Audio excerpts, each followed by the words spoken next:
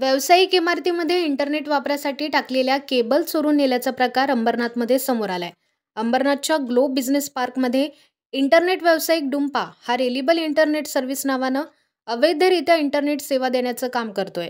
मात्र रेलिबल इंटरनेट सर्व्हिसमध्ये ग्राहक समाधानी नसल्यानं याच इमारतीमध्ये इतर काही इंटरनेट चालकांनी सेवा द्यायला सुरुवात केली आहे.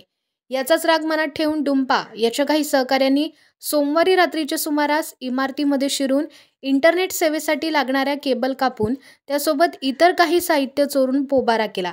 चोरीचा हा सर्व प्रकार सीसीटीव्ही कॅमेऱ्यात कैद झालाय.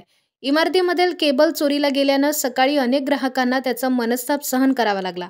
डुंपा यांच्यासारखे अनेक व्यावसायिक अंबरनाथमध्ये अवैधरित्या इंटरनेट सेवा देत आहेत.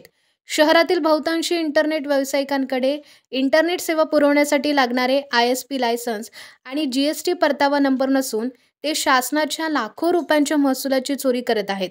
त्यातच आता केबल्स आणि इतर साहित्याची देखील चोरी होऊ लागली आहे. त्यामुळे पोलीस प्रशासनानं याकडे लक्ष देणं गरजेचं आहे.